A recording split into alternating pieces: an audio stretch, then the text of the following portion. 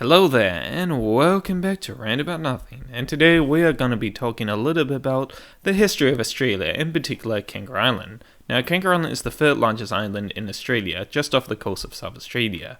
It had been discovered some many years ago that a small population of Aboriginals lived about on the island for 200 years, before they were separated from the mainland due to something called the glacial period, or in layman's terms, some forgot to tell Mother Nature to turn on the heating system.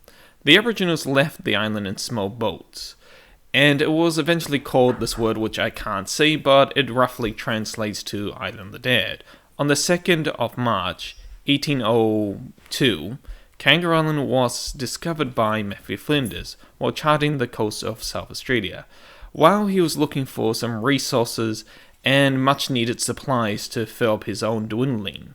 He would eventually come across this island, and he would call it Kangaroo Island due to its bountiful supply of kangaroos, or which we Australians call today mobs of them.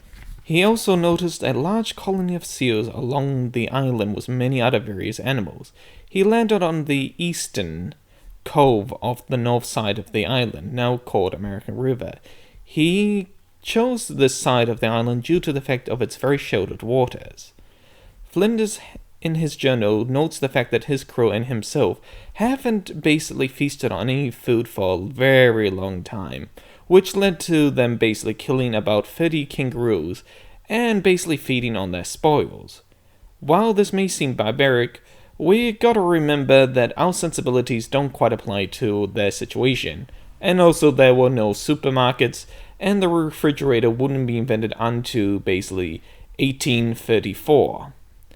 After filling their bellies, and while still around the eastern cove, American River, Flinders noticed a large hill off in the distance, and he decided to investigate to see if there was any interesting, little landmarks or anything else maybe on the other side that could be of use for noting or mapping. As he climbed up the bloody hill, he eventually noticed that there wasn't really much on the other side but more water, and a wee little beach. This hill would be eventually called Prospect Hill. You can still climb it today if you have enough energy, and you don't mind something like 100+ steps. After leaving Kangaroo Island, he met a French explorer named Baudin, and exchanged information about Kangaroo Island at Encounter Bay, even though their countries were at war, but for at least 100 years the two countries have been always at war, like a bunch of quarreling lovers. I think it was something about, about French sticks or something, probably started the first war, who knows. But they decided that these sort of politics didn't really bother them, as they were explorers and men of an enlightened age, if you ignore the fact that they basically conquered a lot of people and converted them, but that's beside the point. So in the early 1803, Baudin made his way to the island and landed at Hawke's Bay, where the town of Penshore is now located. And they stopped at a bay to basically collect fresh water and basically meat and other sort of various materials. One of his crewmates left a mark there, which basically is written in a bit of French, if I remember that right, which basically says that they were here and there. Unfortunately, the freshwater spring isn't there anymore. And also, if you try this sort of thing nowadays, it's called graffiti, and most likely you'll be paying a fine. And in some countries, I think you've even been arrested for it, especially if you say anything about some politicians. Now, after Baudin was done with the island, he would eventually set sails for the west coast of Australia, nearly passing a place called Albany, where he would eventually meet an American sealing ship called the Union, and captained by one Isaac Pendleton. Now, Pendleton was around Australia mainly looking for seals, mainly for their oils, as their oils were highly valued back in his time period.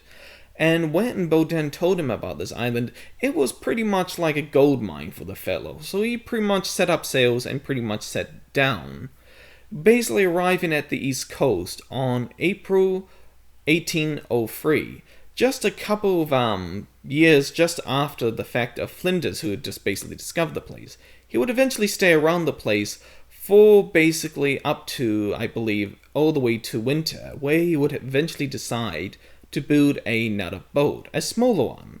This would be actually the first one of its kind on the island, and apparently even in basically South Australia. Now, this little boat would be called the Independence, and it was mainly built so he could basically ship out more resources. Now, this is something we have to address, a big elephant in the room. Yes, it is very barbaric what he has done basically to the seal population, which thankfully to be known had actually regrown and is actually doing pretty well nowadays. But yes, like I said previously, back in his time period, they did not have the luxury of such modern day technologies or even battery technologies.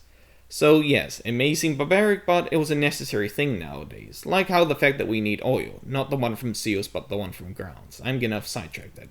Anyway, hopefully you guys enjoyed that video, and basically come back and watch some more of my videos. I promise they will get better, hopefully. Anyway, I shall be soon doing a Let's Play of Divinity 2 Original Sin. See you then.